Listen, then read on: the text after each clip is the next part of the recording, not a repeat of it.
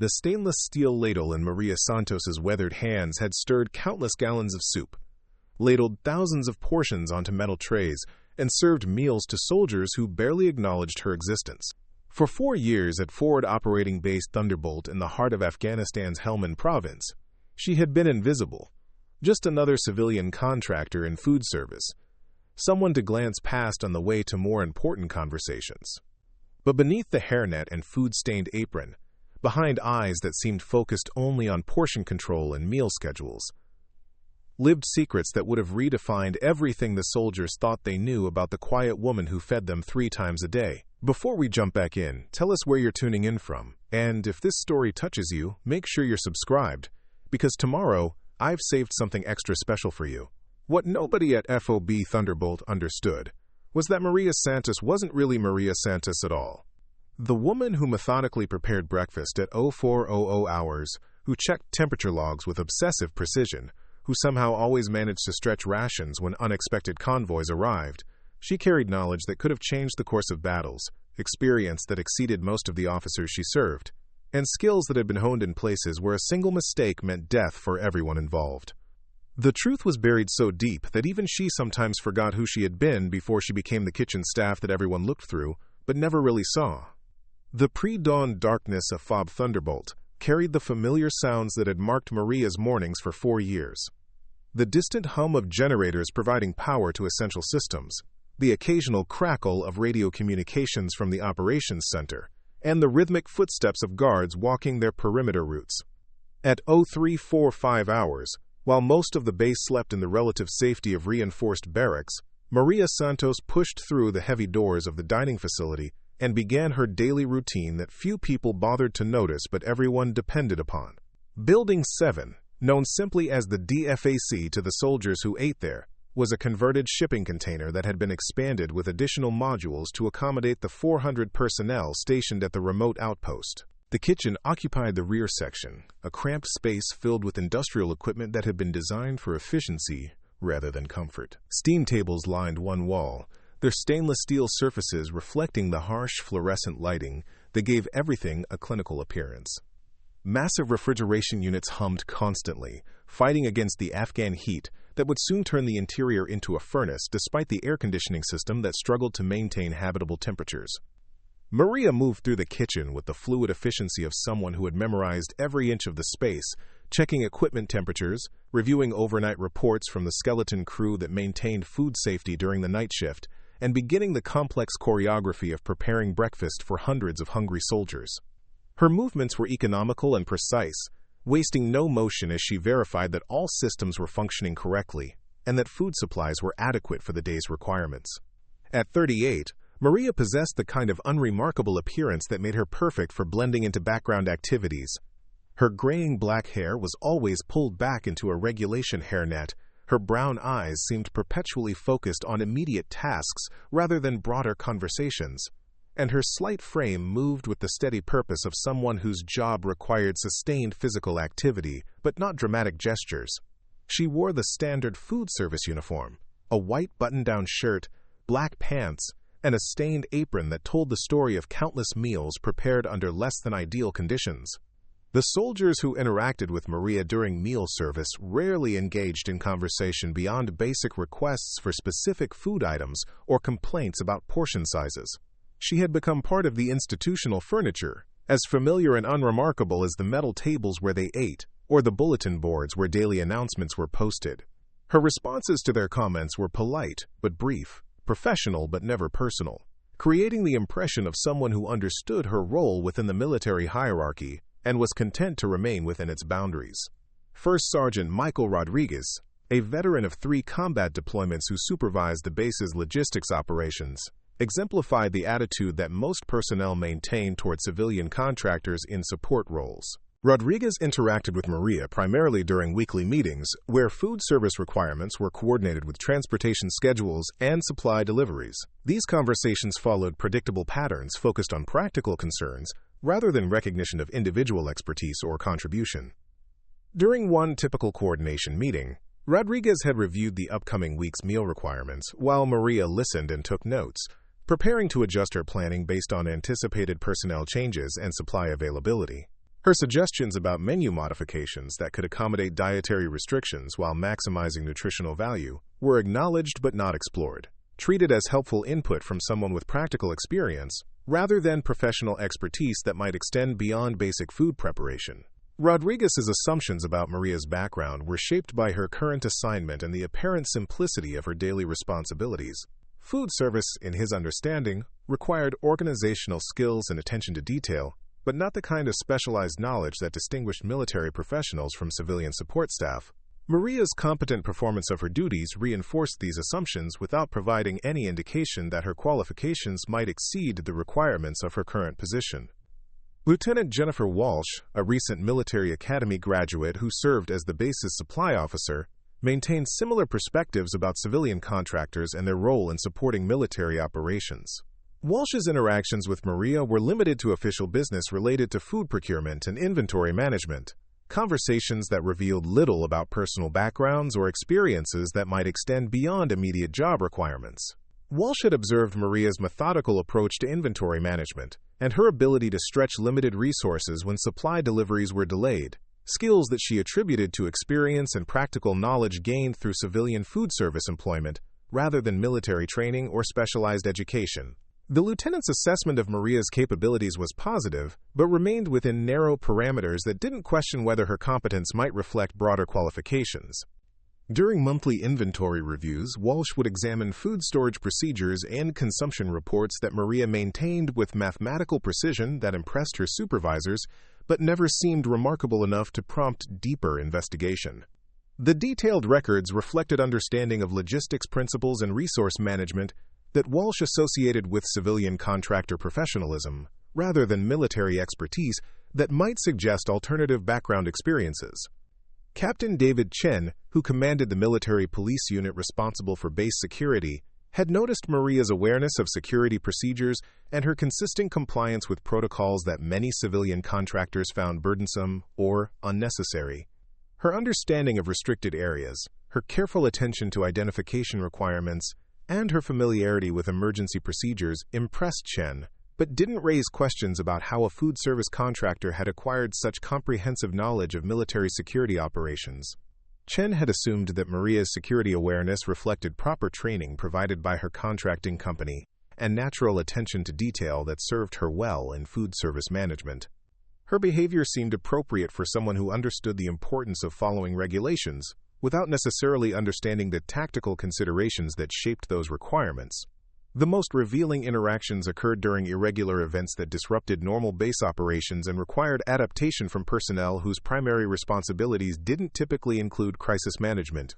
During a severe dust storm that had grounded helicopter operations and delayed supply convoys, Maria had continued providing meals using emergency food supplies that she had somehow accumulated without violating procurement regulations or exceeding authorized spending limits. Staff Sergeant Lisa Park, who supervised supply distribution during the emergency, had been impressed by Maria's ability to maintain food service operations when other support functions had been reduced or suspended entirely. The continuation of regular meal service had maintained morale and operational readiness during circumstances that could have created significant stress for personnel who were already operating under challenging conditions. Maria's calm efficiency during the crisis had seemed appropriate for someone with extensive experience in food service operations, but Park had noted that her decision-making process appeared to incorporate considerations that extended beyond immediate food preparation requirements. Her choices about meal timing, portion distribution, and personnel scheduling reflected understanding of how nutrition and routine affected operational effectiveness, rather than simply fulfilling contractual obligations to provide adequate food service. Preparing and narrating this story took us a lot of time, so if you are enjoying it, subscribe to our channel. It means a lot to us. Now, back to the story. The soldiers who benefited from Maria's competent food service management rarely considered the complexity of maintaining nutrition and morale for 400 personnel in a remote location where supply lines were vulnerable to enemy action and environmental challenges. Their focus remained on the immediate satisfaction of receiving adequately prepared meals on schedule, rather than appreciation for the logistical expertise required to ensure consistent food service under adverse conditions. Private First Class Tommy Wilson, a 19-year-old communications specialist who ate in the dining facility 3 times daily, represented the perspective that most junior enlisted personnel maintain toward support staff. Wilson's interactions with Maria were limited to requests for specific food items and occasional complaints about menu selections, conversations that revealed his assumption that food service required minimal skill beyond basic cooking abilities. Wilson had never questioned how Maria managed to accommodate special dietary requirements for personnel with medical restrictions, how she maintained food safety standards and equipment that frequently malfunctioned, or how she consistently provided palatable meals using ingredients that were often damaged during transportation or storage. These accomplishments seemed like normal expectations for civilian contractors, rather than evidence of professional competence that exceeded standard requirements. During busy meal periods, when hundreds of soldiers moved through the dining facility within compressed time frames, Wilson had observed Maria's ability to manage multiple cooking processes simultaneously, while maintaining quality control that prevented food safety incidents. Her coordination of kitchen staff during peak periods reflected organizational skills that he attributed to experience rather than military training that might have developed such capabilities under pressure. The cumulative effect of these interactions was that Maria had achieved exactly what she intended: complete invisibility within the base's social and professional structure. She had become someone whose contributions were acknowledged within narrow parameters, while her broader capabilities remained unknown and unexplored. Her professional behavior was interpreted as appropriate dedication to a support role rather than evidence of experience that might have prepared her for responsibilities that extended far beyond food service management. But invisibility, no matter how carefully maintained, could not eliminate the habits and instincts that had been developed through experiences that most people would never encounter. Maria's awareness of her surroundings, her understanding of tactical considerations that affected base operations, and her knowledge of personnel and equipment capabilities reflected training that couldn't be completely hidden beneath the routine activities of food service management. Master Sergeant Robert Thompson, the senior enlisted advisor for the base, possessed 30 years of military experience that had given him instinctive ability to recognize competence levels and background experiences that might not be reflected in official assignments. Thompson's observations of Maria during his regular visits to the dining facility had noted details that suggested her qualifications exceeded the requirements of her current position. Thompson had noticed that Maria's workspace organization reflected principles that he associated with personnel who had operated in environments where efficiency could determine survival outcomes, rather than simply administrative effectiveness. Her equipment was arranged for immediate access under adverse conditions. Her supplies were organized with redundancies that suggested experience with situations where single points of failure could have serious consequences. And her procedures incorporated contingencies that weren't required by food service regulations, but could prevent catastrophic problems if normal systems failed. During one conversation about meal planning for a large training exercise that would bring additional personnel to the base, Thompson had observed that Maria's questions and suggestions demonstrated understanding of operational requirements that extended beyond simple food quantity calculations. Her concerns about timing, personnel availability, and resource allocation reflected tactical awareness that impressed Thompson but didn't prompt investigation into her background experiences. Thompson's assessment remained within professional boundaries that didn't question Maria's credentials or explore contradictions between her apparent qualifications and her current assignment. His respect for her competence was based on observed performance rather than curiosity about experiences that might have developed such capabilities, allowing Maria to maintain the anonymity that she had carefully constructed around her true identity and background. The dining facility operations continued with mechanical precision that masked the complexity of maintaining food service for a forward operating base, where supply lines were constantly threatened and personnel requirements changed without advance notice. Maria's management of these challenges appeared effortless to soldiers who received their meals on schedule, but reflected expertise that had been developed through experiences that officially had never occurred, and training that couldn't be found in any civilian food service curriculum. As weeks turned into months and months accumulated into years, Maria Santos had perfected the art of being simultaneously essential and invisible.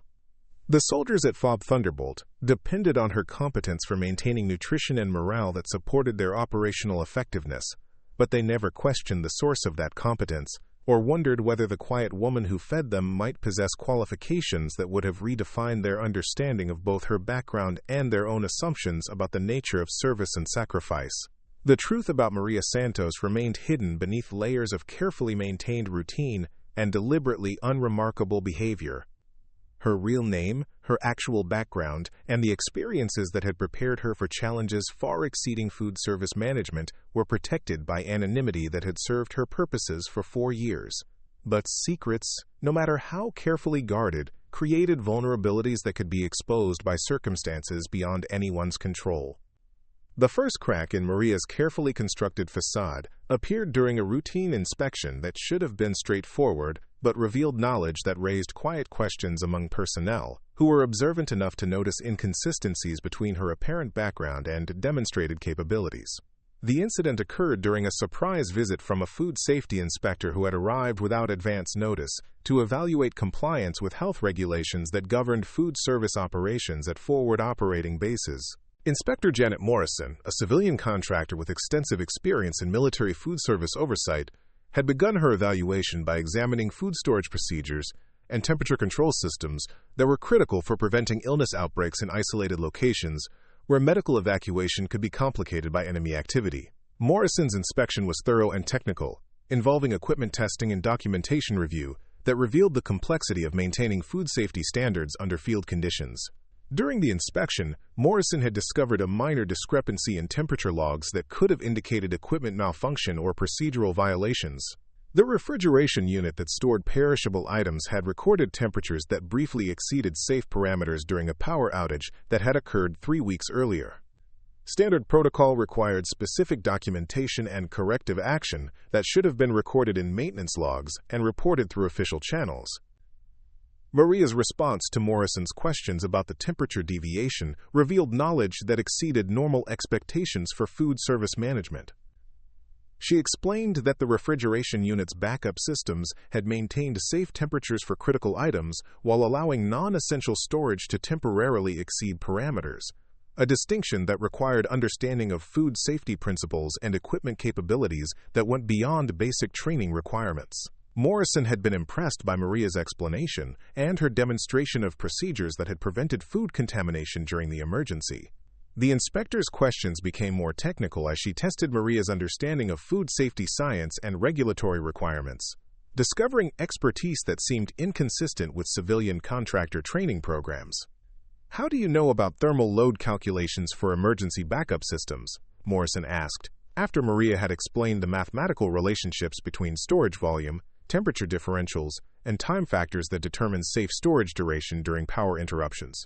"That's pretty advanced knowledge for standard food service training." Maria's deflection of the question was professionally appropriate, but didn't fully explain the depth of knowledge she had demonstrated. Her response focused on experience and self-study rather than formal education or specialized training. But Morrison remained curious about how a civilian food service contractor had acquired such comprehensive understanding of technical subjects that were typically covered in advanced food science or military logistics curricula. The incident was documented in Morrison's inspection report as an example of exceptional competence in food service management, but the inspector's private observations included notes about Maria's unusual qualifications and the apparent disconnect between her background and demonstrated expertise. These observations were filed in administrative records that would become significant when future events required investigation of personnel backgrounds and capabilities. Similar incidents began accumulating, as Maria's expertise occasionally exceeded the boundaries of her carefully maintained anonymity. Her responses to equipment failures, her decisions during supply shortages, and her management of complex logistical challenges revealed knowledge that couldn't be fully explained by civilian food service experience, creating a pattern of exceptional competence that impressed supervisors while raising questions about its source. The foundation for future revelations was being established through small inconsistencies that individually seemed unremarkable but collectively suggested that Maria Santos possessed qualifications that extended far beyond anything reflected in her official employment records. The truth about her background remained hidden, but evidence was accumulating that would eventually challenge every assumption that personnel at FOB Thunderbolt had made about the quiet woman who fed them with such reliable competence. The scorching August heat had transformed the dining facility into an oven by midday, despite the industrial air conditioning units running at maximum capacity. Maria had been working since before dawn to prepare lunch for an unexpected influx of personnel from a convoy that had arrived ahead of schedule, requiring her to stretch ingredients and modify preparation procedures to accommodate nearly 50 additional soldiers without compromising nutritional standards or food safety protocols. The kitchen thermometer registered 104 degrees Fahrenheit as Maria maneuvered between steam tables and preparation areas, her standard long-sleeved white uniform shirt soaked with perspiration, as she coordinated the complex logistics of feeding over 450 people within the compressed time frame that military meal schedules demanded. She had been maintaining this pace for 8 hours without taking a proper break, driven by professional commitment that ensured no soldier would miss a meal regardless of scheduling complications or resource limitations. Specialist Rachel Torres from the Motor Transport Section had arrived to collect meals for her convoy security team when she noticed Maria's obvious struggle with the oppressive heat while maintaining her usual efficient service. Torres commanded a squad that conducted regular supply runs between FOB Thunderbolt and larger installations, and she had developed respect for Maria's reliability and attention to detail during countless interactions over the past 2 years. "Santos, you're going to collapse working in this heat dressed like you're expecting a blizzard," Torres observed as Maria lifted heavy serving trays onto the steam tables while sweat streamed down her face. "Why don't you lose those long sleeves? Nobody's going to write you up for adapting to working conditions that could put you in the medical tent." Maria continued her work without responding immediately, but the physical demands of managing food service in extreme heat were becoming unsustainable. The kitchen's ventilation system had been overwhelmed by temperatures that exceeded its design parameters, and several other kitchen staff had already modified their uniforms to cope with conditions that threatened their ability to work safely. Sergeant First Class Kevin Martinez, who was coordinating meal service for the additional convoy personnel, noticed that Maria was maintaining her usual pace and quality standards, despite conditions that had forced him to take frequent breaks and drink water at intervals recommended for preventing heat exhaustion. Martinez had worked with food service operations throughout his career and recognized that Maria's sustained performance under difficult conditions suggested physical conditioning that exceeded normal expectations for civilian contractors. "Seriously, Santos, nobody expects you to work yourself into heat stroke," Martinez commented as he observed her methodical progress through meal preparation and service without showing signs of the fatigue that was affecting other kitchen personnel.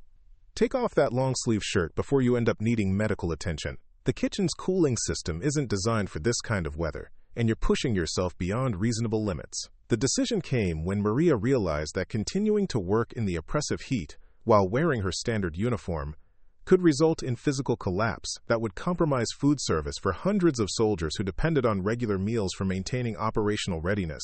The long-sleeved shirt that had concealed her secrets for 4 years was becoming a liability that threatened her ability to perform her duties effectively, and could endanger her health in ways that would create problems extending far beyond personal discomfort.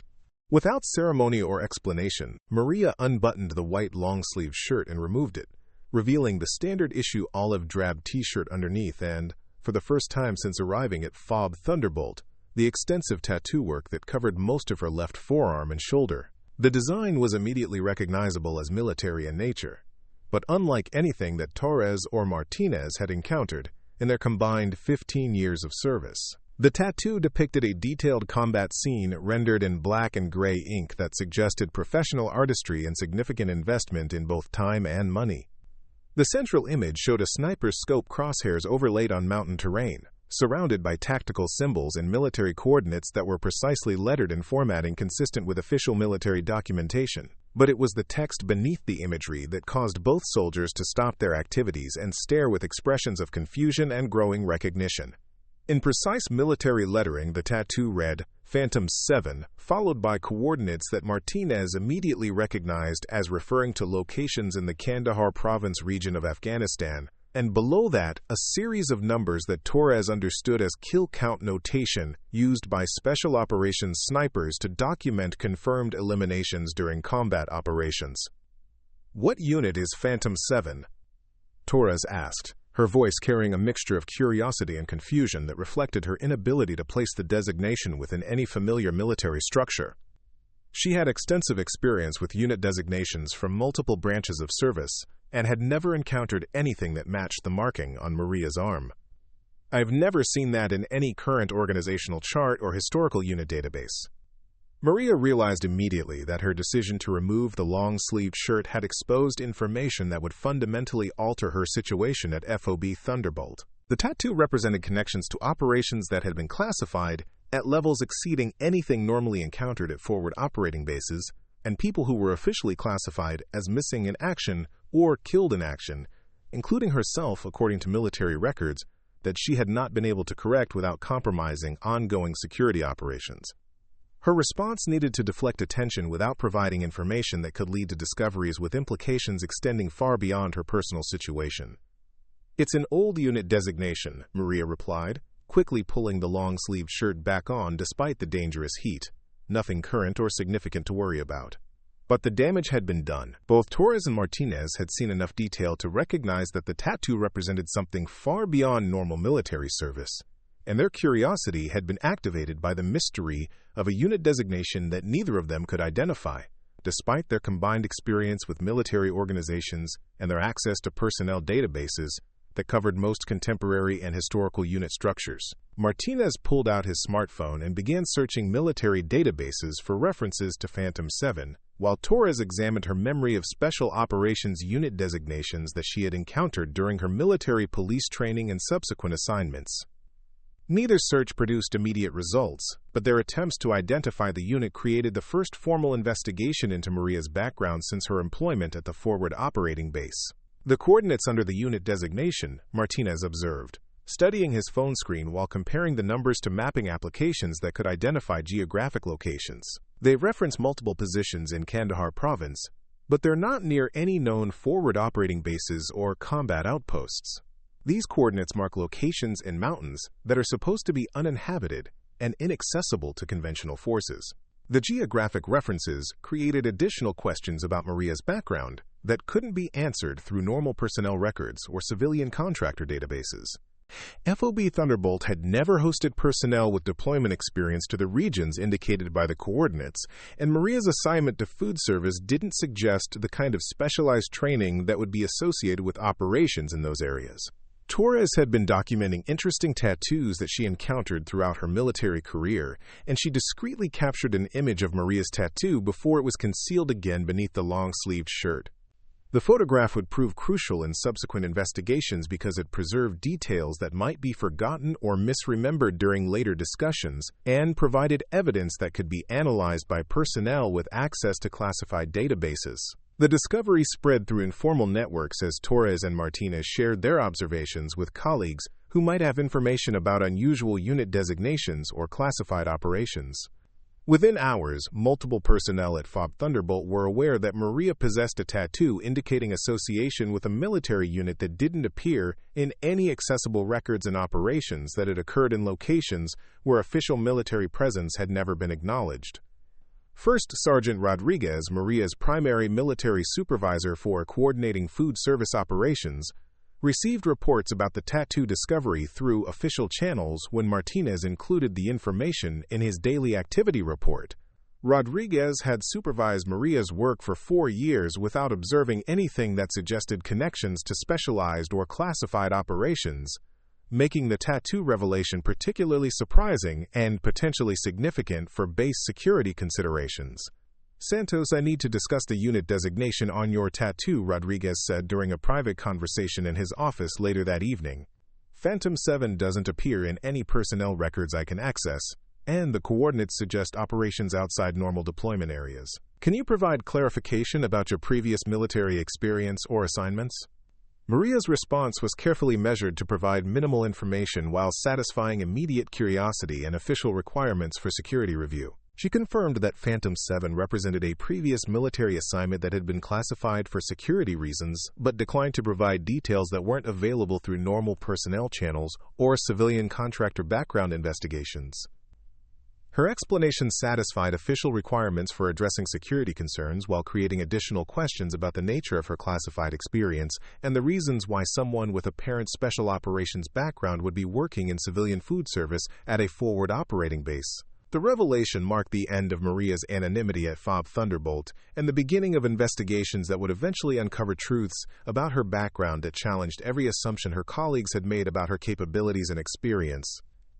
The investigation began within hours of Torres's photographs circulating through unofficial channels at FOB Thunderbolt and being transmitted to contacts at larger installations who might have access to databases containing information about special operations units and classified activities. Martinez had forwarded the image to contacts at Camp Leatherneck and Bagram Airfield, hoping that personnel with special operations experience might recognize the Phantom 7 designation or provide context for the tactical symbols and coordinates that appeared in the tattoo design. His initial queries produced responses that were more troubling than enlightening, and raised questions about the security implications of having someone with apparent connections to classified operations working in a civilian capacity at a forward operating base. "Never seen anything matching that designation," replied Master Sergeant Collins from a Special Operations Task Force at Camp Leatherneck. "The tactical symbols don't match any unit insignia in our database, and Phantom 7 isn't a designation that appears in any Special Operations command structure that I'm familiar with." Collins had 12 years of experience with elite units and access to classification levels that covered most specialized military operations conducted in Afghanistan and Iraq. His inability to identify the unit designation suggested that Phantom 7 operated at classification levels that exceeded normal special operations security protocols, or that the unit had been involved in activities that weren't acknowledged through standard military channels. The coordinates beneath the sniper imagery prompted additional research that raised more questions than it answered, and suggested that Maria's background involved operations that had been conducted in areas where official military presence would create diplomatic complications or operational security risks. Captain Williams, who commanded the intelligence section at Phoebe Thunderbolt, used military mapping software to identify the precise locations indicated by the numbers on Maria's tattoo. These coordinates place the locations in mountainous terrain near the Pakistan border. Williams reported to the growing group of officers who had become interested in the mystery surrounding Maria's background.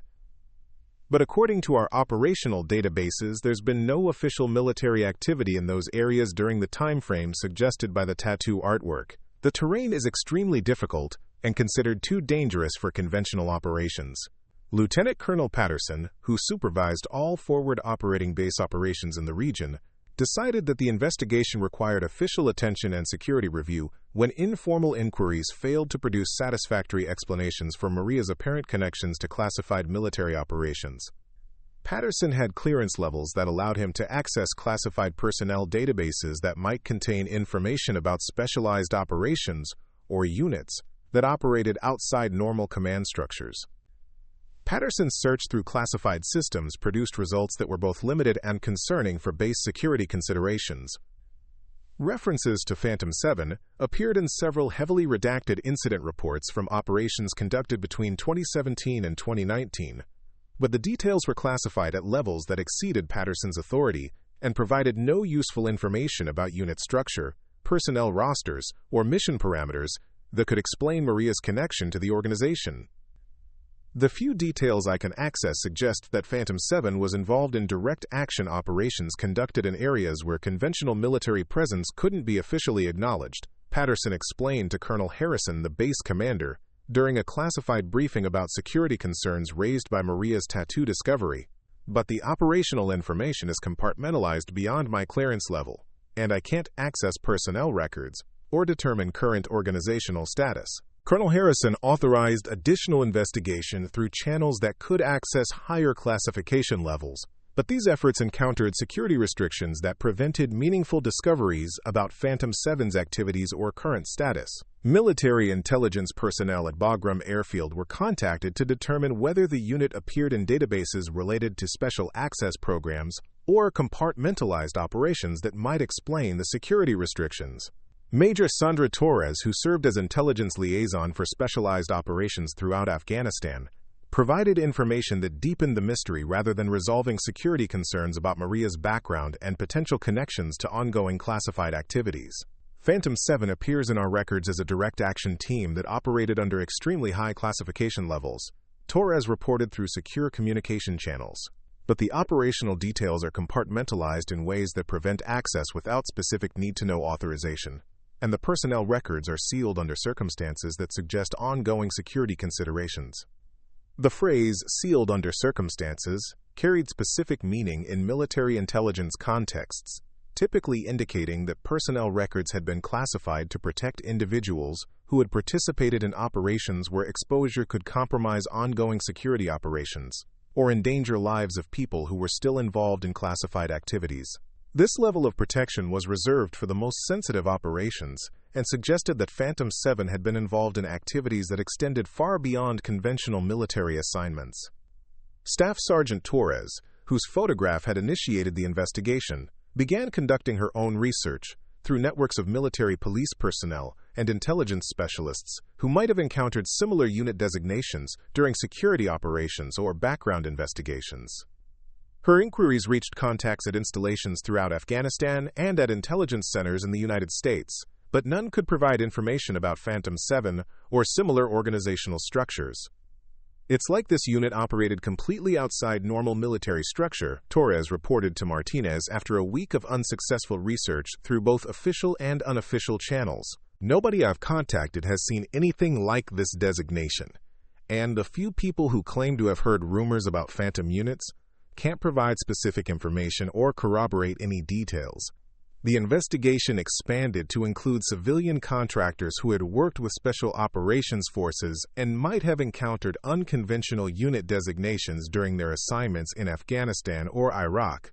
These inquiries produced speculation and rumors, but no concrete information about Phantom 7 or its operational history that could explain Maria's connection to the organization. Dr. Michael Chin, a defense contractor who specialized in analyzing special operations effectiveness and had worked with classified units throughout the global war on terror, provided perspective that added to the growing mystery surrounding Maria's background. Phantom designations are sometimes used for units that operate outside normal command structures, Chen explained during a telephone conversation with Patterson. These units typically handle missions that require complete deniability, which means that official records are either heavily classified or deliberately don't exist to protect operational security. The possibility that Maria had been assigned to a unit that operated without official recognition created implications that exceeded the scope of normal personnel investigations and raised questions about base security that required attention from higher authorities. Such assignments were reserved for individuals with extraordinary qualifications and were associated with operations that couldn't be acknowledged through normal diplomatic or military channels. Attempts to research Maria's official employment records revealed additional inconsistencies that supported theories about her having classified military background that wasn't reflected in civilian contractor documentation. Her file showed a gap of 22 months between 2018 and 2020 that was listed as overseas contract work, classification pending, followed by her current assignment to food service, without explanation for the dramatic change in employment type or geographic location. Master Sergeant Thompson, whose observations about competent personnel had contributed to growing awareness of Maria's unusual capabilities, provided additional insight based on his extensive experience with soldiers who had participated in classified operations and later transitioned to different assignments for various reasons.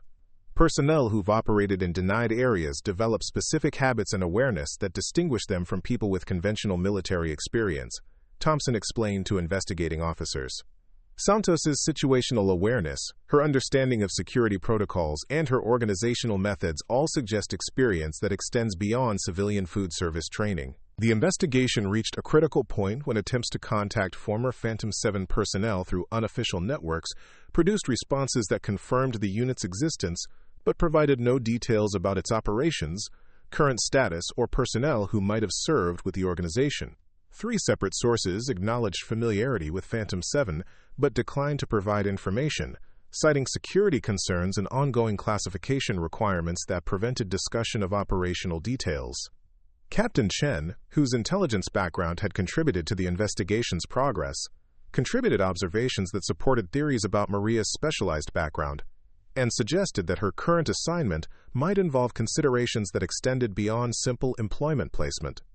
Her familiarity with base security procedures, her understanding of operational tempo and personnel requirements, and her knowledge of logistical factors that affect military effectiveness all suggest field experience in hostile environments where such knowledge was essential for survival and mission success. The accumulating evidence created a picture of Maria as someone whose official employment bore no relationship to her actual qualifications or experience, and whose presence at FOB Thunderbolt might involve factors that weren't reflected in normal civilian contractor records. The investigation had revealed that Phantom 7 was a real unit that had conducted classified operations, that Maria possessed knowledge and capabilities that exceeded her current position requirements, and that her employment records contained gaps and inconsistencies that suggested involvement in activities that couldn't be officially acknowledged. But these discoveries also revealed the limitations of conventional investigation methods when dealing with operations that had been designed to remain invisible and personnel whose backgrounds were protected by security classifications that exceeded the authority available at forward operating bases. The more that investigators learned about Phantom 7, the more they understood that accessing complete information would require authorization levels and security clearances that weren't available at their current location. The investigation had reached the point where continuing required decisions about whether to pursue answers that might be beyond their authority to obtain, and whether those answers might reveal truths about Maria Santos that would fundamentally change how everyone at the base understood both her background and the nature of the service she had been performing in anonymity for 4 years. The simple act of removing a long-sleeved shirt in response to dangerous heat had transformed a carefully maintained secret into a mystery that demanded resolution through channels that could access the highest levels of military classification and security review. The breakthrough came when Colonel Harrison authorized a request through special channels that reached the Joint Special Operations Command at MacDill Air Force Base. Within 72 hours, a secure communication arrived at FOB Thunderbolt that contained information requiring immediate attention from the base's senior leadership and security personnel. The message was brief but carried implications that transformed the investigation from curiosity about an unusual tattoo into official concern about operational security and personnel with classified backgrounds.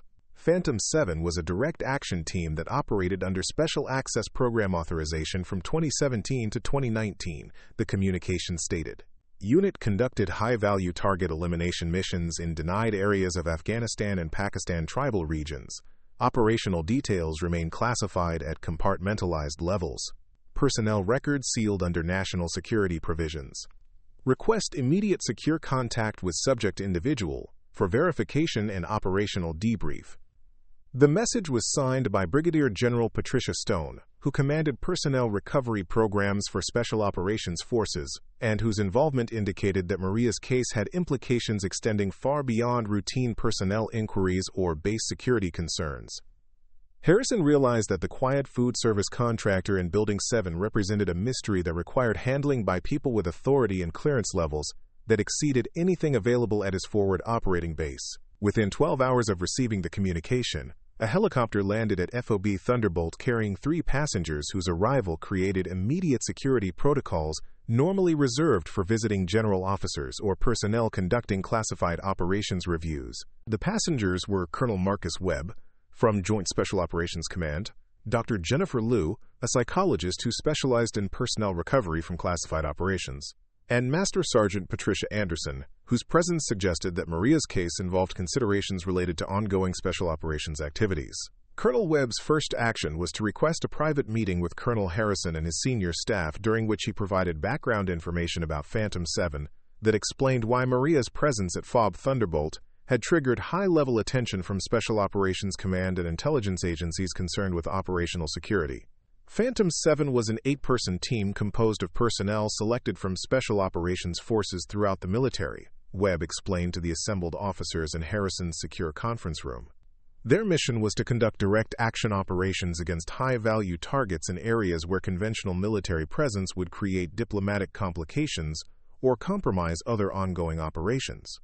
The team operated with complete autonomy and deniability, conducting missions that couldn't be officially acknowledged. The team had been composed of personnel chosen for their ability to operate independently in hostile territory for extended periods without logistical support or communication with higher headquarters. Their operations required skills that extended far beyond conventional special operations training, including advanced marksmanship, survival techniques, intelligence gathering, and cultural knowledge that allowed them to blend into local populations while completing objectives that carried strategic importance for broader military operations. The coordinates on Santos's tattoo mark locations where Phantom 7 conducted successful operations between 2017 and 2019, Webb continued.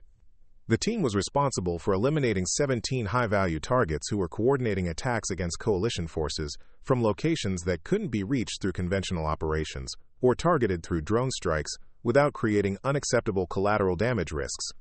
Dr. Liu provided additional context about the psychological factors that might explain Maria's current situation and her choice to remain in a civilian capacity, rather than reporting her survival to military authorities who had classified her as missing in action following the team's final operation. Personnel who survive classified operations often experience complex psychological responses that can include survivor guilt, identity confusion, and fear of exposure that create situations where individuals choose to disappear rather than return to official status.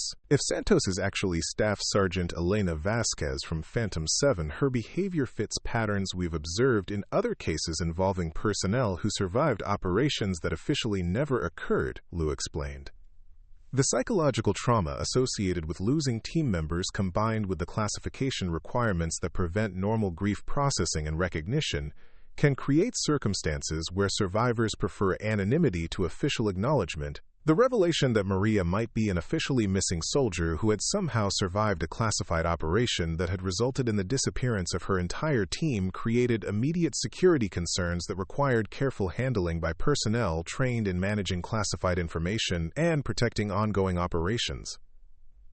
Her presence at FOB Thunderbolt without official recognition represented potential compromise of sensitive information and ongoing activities that could affect national security if improperly managed. Colonel Harrison authorized immediate but discreet surveillance of Maria, while Webb and Liu prepared for direct contact that would require delicate handling to avoid compromising classified information or creating legal complications that could extend beyond military jurisdiction. The approach required careful balance between confirming her identity and protecting operational security that might still be relevant to ongoing special operations activities. Maria's first indication that her situation had changed fundamentally came when First Sergeant Rodriguez informed her that she was being temporarily reassigned to administrative duties, pending a routine security review that would require her cooperation with personnel from higher headquarters. The explanation was professionally delivered but didn't disguise the fact that her access to food service operations and base facilities had been restricted pending resolution of questions about her background. "Is this related to questions about my tattoo?" Maria asked, recognizing that the timing of the administrative action couldn't be coincidental and understanding that her exposure had triggered investigations that exceeded local authority. Her voice remained calm, but Rodriguez detected undertones that suggested Maria understood the significance of recent events and was prepared for consequences that might extend beyond simple employment review. "I can't discuss the specific details," Rodriguez replied, "but you're requested to report to Building 12 at 1,400 hours for an administrative interview. Colonel Webb from Joint Special Operations Command will be conducting the session, and you should understand that this represents serious attention from very high levels of authority." Maria recognized that Colonel Webb's involvement indicated that her identity had been confirmed through channels that exceeded anything available at forward operating bases, and that her situation had escalated beyond local investigation into matters involving national security and classified operations. Personnel from Joint Special Operations Command didn't travel to remote installations for routine administrative matters, and their presence suggested that her survival had implications extending far beyond personal circumstances. The walk to Building 12 gave Maria time to consider options that had been available to her for 4 years, but that she had avoided because they required revelations she wasn't prepared to make, and acknowledgments that would fundamentally alter her carefully constructed anonymity. Returning to official military status would mean acknowledging survival of operations that had officially never occurred, and explaining 4 years of unauthorized absence from military service, without compromising ongoing security operations or endangering personnel who might still be involved in classified activities. Building 12 housed administrative offices that were rarely used for sensitive meetings, but security personnel had prepared the conference room with equipment that indicated the interview would be recorded and classified at levels that exceeded normal personnel discussions. Electronic countermeasures had been activated to prevent surveillance, and guards had been positioned to ensure privacy that would allow discussion of classified information without compromising operational security. Colonel Webb was waiting when Maria arrived, accompanied by Dr. Liu and Master Sergeant Anderson, whose presence indicated that the session would create official records that might be used in subsequent proceedings related to personnel recovery and classification review. Webb's demeanor was professional but carried undertones of recognition that suggested he knew exactly who Maria was and what her survival represented for Special Operations Command and ongoing security considerations. "Please state your name and service number for the record," Webb began, following protocols that were designed to establish official identity for classified personnel recovery procedures that couldn't be conducted through normal administrative channels. The request represented the moment when Maria's carefully maintained anonymity would end, and her true identity would be officially acknowledged for the first time in 4 years. Maria understood that providing the requested information would transform her from a civilian contractor into someone whose survival would require explanations about classified operations and decisions that had kept her hidden from military authorities who had classified her as missing in action. The moment represented the end of anonymity that had protected her, but also isolated her from official recognition and support that might have been available through proper channels. Staff Sergeant Elena Vasquez, Service number 987,654,321, she replied, using the official designation that hadn't been spoken aloud since 2019, and acknowledging the identity that she had abandoned when circumstances made official military service impossible to continue. Formerly assigned to Joint Task Force Phantom 7 under Special Access Program Authorization. Webb nodded, confirming that Maria's identity matched personnel records that had been classified since her unit's presumed destruction, and that her survival represented circumstances that required careful handling to protect both her safety and ongoing operational security. Sergeant Vasquez, you've been listed as missing in action since October 2019, following Phantom 7's final operation. Your presence here requires explanation about the circumstances of your survival and your failure to report to military authorities as required by regulations governing personnel in classified assignments. Elena's response would determine whether her 4 years of chosen anonymity would be followed by official recognition of her survival and return to military status, or legal proceedings related to unauthorized absence from classified duty and potential compromise of national security information.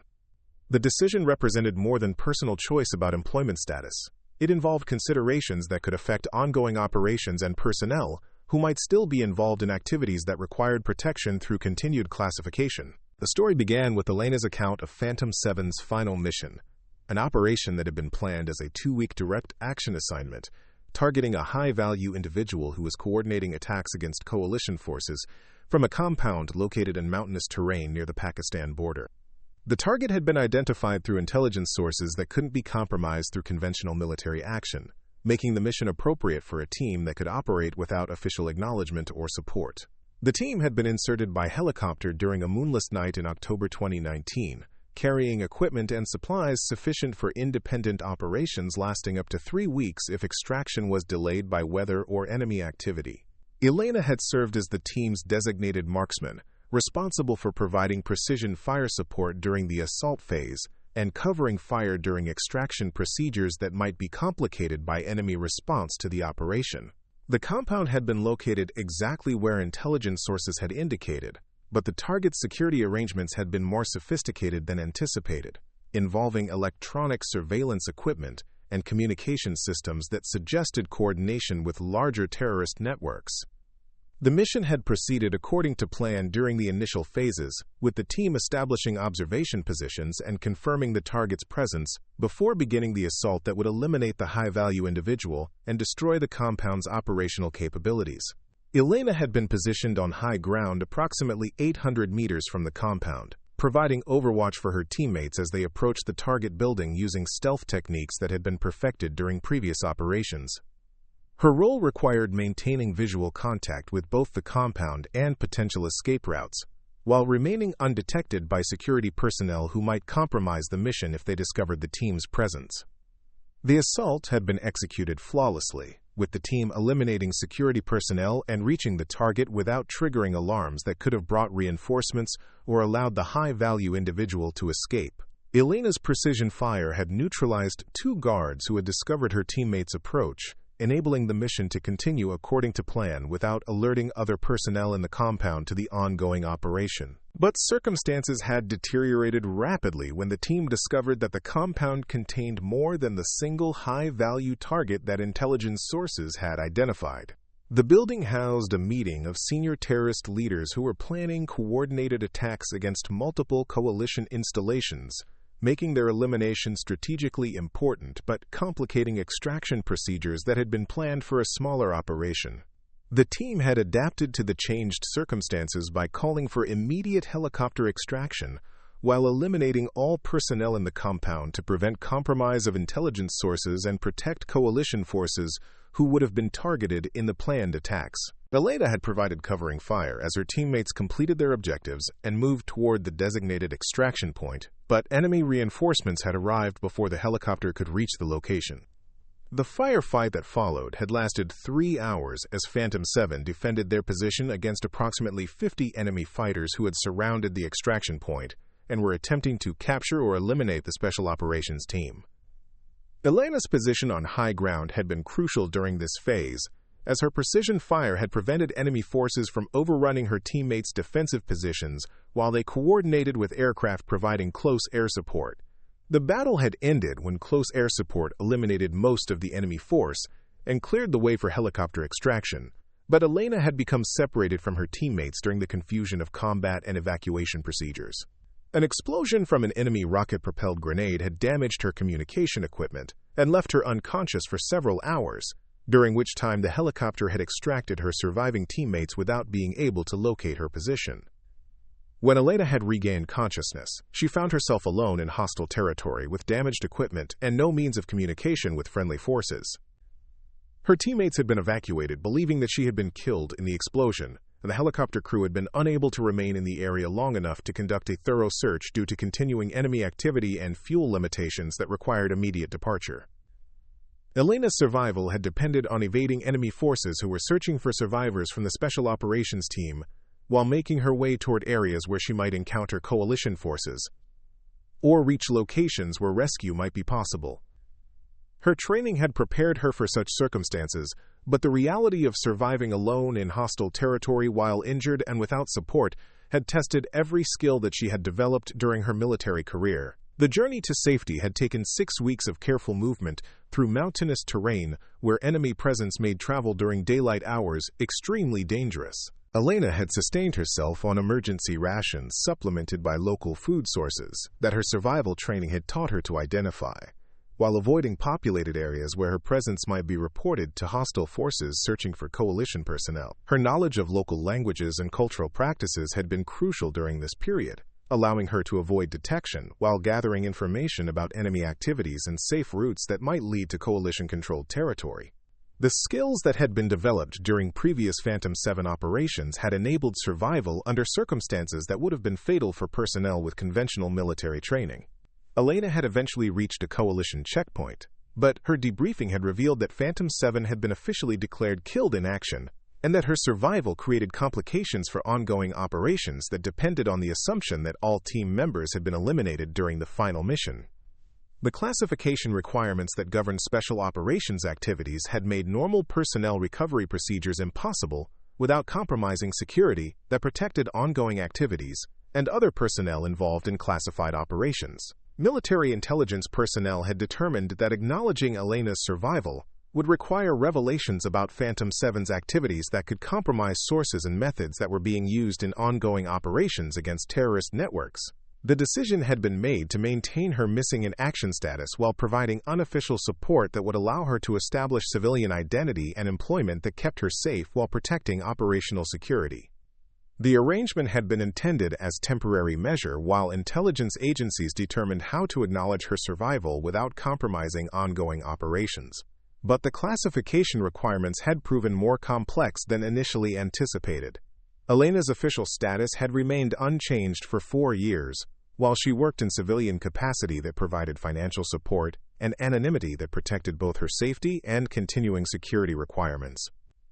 Dr. Liu's psychological evaluation revealed that Elena's choice to remain in civilian employment reflected not only security requirements, but also personal factors related to survivor guilt and adjustment difficulties that were common among personnel who had lost teammates during classified operations.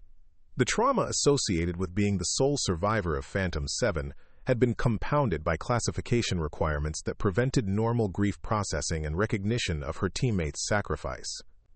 Elena's work in food service had provided purpose and structure that supported psychological recovery while allowing her to contribute to military effectiveness in ways that honored her teammates' memory without requiring official acknowledgement that could compromise ongoing security. Her dedication to ensuring that soldiers received proper nutrition and care had been her way of continuing service while remaining invisible to systems that couldn't officially recognize her survival.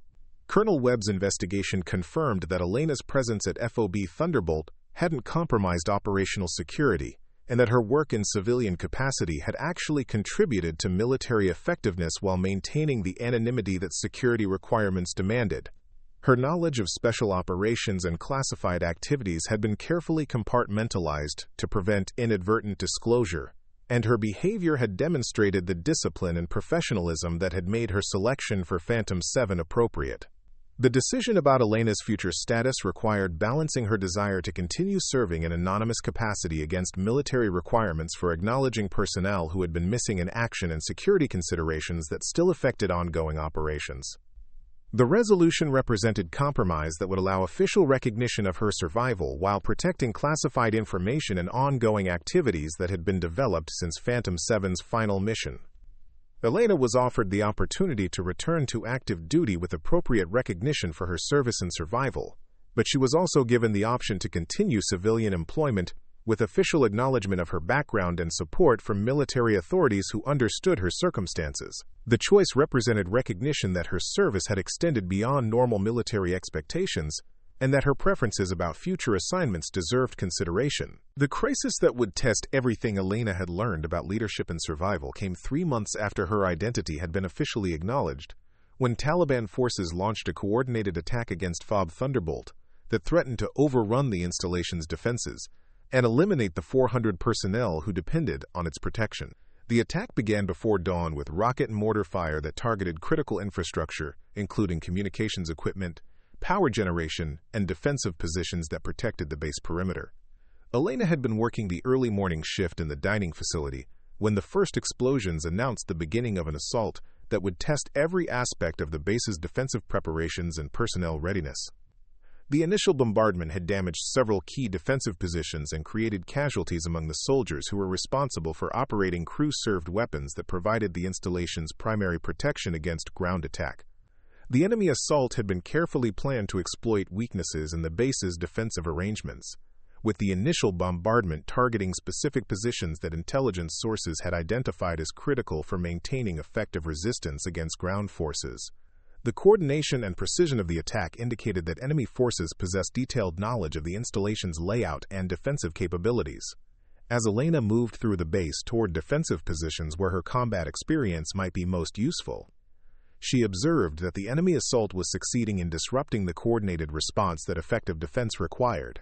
Communication systems had been damaged by the initial bombardment, preventing effective coordination between defensive positions, and several key leaders had been wounded in ways that disrupted command and control procedures. The situation deteriorated rapidly when enemy ground forces began their assault against the base perimeter, using the confusion created by the bombardment to approach defensive positions before defenders could organize effective resistance. Elena could see that several defensive positions had been abandoned or were being operated by personnel who lacked the training and experience necessary for effective employment of crew-served weapons under combat conditions.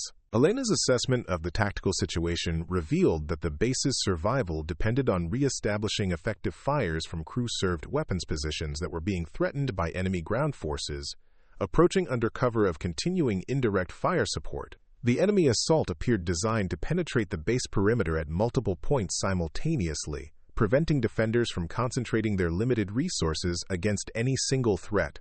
The critical moment came when Elena observed that Tower 3, which housed a .50 caliber machine gun that provided crucial coverage of the base's main approach route, had been abandoned after its crew had been wounded during the initial bombardment.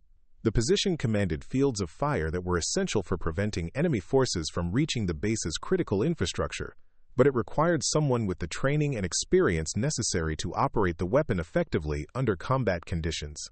Elena's decision to move toward Tower 3 represented recognition that her special operations background and marksmanship skills might be crucial for the base's survival, even though doing so would expose her to direct fire from enemy forces who were already engaging the position. Her movement through the base required careful use of cover and concealment techniques that her training had emphasized, as enemy snipers were targeting personnel who attempted to reach critical defensive positions. The approach to Tower 3 required crossing open ground that was being swept by enemy fire. But Elena's understanding of battlefield movement and her knowledge of enemy tactics allowed her to reach the position without being detected by hostile forces who were focusing their attention on more obvious targets. Her arrival at the machine gun position revealed that the weapon was undamaged, but that its previous crew had been unable to maintain effective fire due to wounds and lack of experience with the sophisticated fire control systems. Elena's assessment of the .50 caliber machine gun revealed that it was properly maintained and supplied with adequate ammunition, but that its employment required knowledge of range estimation, target identification, and fire control techniques that exceeded the training provided to most personnel who were assigned to defensive positions. The weapon's effectiveness depended on precise application of marksmanship principles that Elena had mastered during her special operations training. The tactical situation required immediate action to prevent enemy forces from reaching positions where they could employ explosives or direct fire weapons against critical base infrastructure. Elena could observe approximately 30 enemy fighters approaching the base perimeter using tactical movement techniques that indicated professional military training and coordination that exceeded typical Taliban capabilities. Elena's engagement of the enemy force began with careful target selection that prioritized threats to the base's critical infrastructure and personnel who were attempting to coordinate the defensive response. Her first shots eliminated enemy leaders who were directing the assault, disrupting the coordination that effective ground attack required, and creating confusion among hostile forces who suddenly found themselves without tactical leadership. The precision of Elena's fire and her ability to engage multiple targets rapidly created immediate impact on the enemy assault's effectiveness. Her knowledge of crew-served weapons employment allowed her to maximize the .50 caliber machine gun's capabilities, engaging targets at ranges that exceeded the effective fire of enemy small arms, and providing suppressive fire that prevented hostile forces from maneuvering effectively against other defensive positions.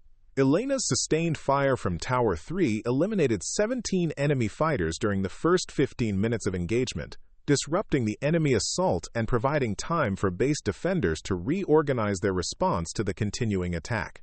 Her accurate fire had identified and eliminated enemy personnel who were carrying heavy weapons that posed the greatest threat to base infrastructure and defensive positions. The enemy force's response to Elena's effective fire included concentrated efforts to eliminate Tower 3 using rocket-propelled grenades and sniper fire that required her to employ all of her training and individual survival techniques, while maintaining effective fire against targets that were constantly changing position and seeking cover. The engagement became a test of her marksmanship skills against enemy personnel who were specifically attempting to neutralize her position. Elena's training had prepared her for such circumstances, and her ability to continue effective engagement while under direct fire reflected the psychological preparation and technical skills that had made her selection for Phantom 7 appropriate. Her sustained fire prevented enemy forces from consolidating their positions or coordinating effective assault against base defenses that were gradually being reinforced as personnel recovered from the initial bombardment. The decisive moment came when Elena identified enemy personnel who were attempting to emplace explosives against the base's main power generator. Recognizing that destruction of electrical power would eliminate the base's ability to operate critical defense systems, including communications equipment and night vision devices. Her engagement of these targets required precision fire at maximum range under conditions that tested every aspect of her marksmanship training. Elena's successful elimination of the enemy demolition team prevented catastrophic damage to base infrastructure and maintained defensive capabilities that were crucial for surviving the continuing assault. Her fire had saved not only the power generation equipment, but also the lives of personnel who would have been vulnerable to enemy attack if defensive systems had been compromised. The enemy assault was finally broken when Elena's sustained and accurate fire from Tower 3 had eliminated enough hostile personnel to disrupt their coordination and morale, forcing the surviving enemy fighters to withdraw from positions where they had been attempting to penetrate the base perimeter. Her individual contribution to the base's defense had been decisive in preventing the success of an attack that could have resulted in casualties among hundreds of coalition personnel. Colonel Harrison's after-action report documented that Elena's actions during the attack had saved the entire installation and prevented casualties that could have reached into the hundreds if enemy forces had succeeded in penetrating the base defenses. Her employment of the .50 caliber machine gun had demonstrated marksmanship skills and tactical understanding that exceeded anything normally expected from base personnel, and her courage under fire had provided inspiration that contributed to the overall defensive success. Elena's official recognition for her actions during the attack included awards that acknowledged both her individual heroism and her contribution to the base's survival.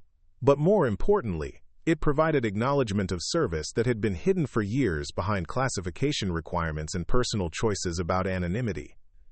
Her teammates from Phantom 7 were posthumously honored for their sacrifice during classified operations that could finally be acknowledged through Elena's survival and continued service. The transformation of Elena's status from anonymous food service contractor to recognized military hero created changes throughout FOB Thunderbolt that reflected broader understanding of service and sacrifice that might be hidden behind unremarkable appearances and routine assignments. Her example had demonstrated that competence and dedication could exist in forms that challenged assumptions about military effectiveness and individual contribution. Personnel throughout the base began approaching their duties with increased appreciation for the possibility that colleagues might possess capabilities that exceeded apparent qualifications, and that service could take forms that didn't require recognition or advancement through traditional military channels. Elena's influence extended beyond her individual actions to encompass changes in institutional culture that valued contribution over recognition and competence over visibility. Elena's choice to continue serving at FOB Thunderbolt rather than accepting reassignment to Special Operations units reflected her commitment to honoring her teammates' memory through continued service that contributed to military effectiveness without requiring the recognition that had been delayed by classification requirements. Her daily work continued to provide support for soldiers whose safety and effectiveness depended on the dedication that she brought to responsibilities that others might consider routine. The legacy of Phantom 7 lived on through Elena's continued service and through the influence that her example created among personnel who understood that extraordinary capability could be hidden behind ordinary appearances. Her teammates' sacrifice had found meaning through survival that honored their memory by continuing the mission that had cost their lives, ensuring that their contribution to military effectiveness would continue through Elena's dedication to service that prioritized mission accomplishment over personal recognition. Elena's story had become part of FOB Thunderbolt's institutional memory, reminding everyone who served there that heroism could wear the uniform of food service contractors, and that the most important contributions to military effectiveness might come from personnel whose qualifications exceeded anything reflected in their official assignments. Her example had created understanding that true service measured its success through mission accomplishment rather than individual recognition, and that the greatest heroes might be working alongside ordinary soldiers without seeking acknowledgement for extraordinary capabilities. The quiet woman who had stirred soup and served meals for 4 years had demonstrated that courage, competence, and dedication created their own recognition through results that spoke louder than any official acknowledgement. Elena's influence would continue through personnel whose understanding of service had been shaped by her example, ensuring that her teammates' sacrifice would be honored through continued commitment to excellence that protected and served others without expecting recognition or reward beyond the satisfaction of mission accomplishment. Up next, you've got 2 more standout stories right on your screen. If this one hit the mark, you won't want to pass these up. Just click and check them out.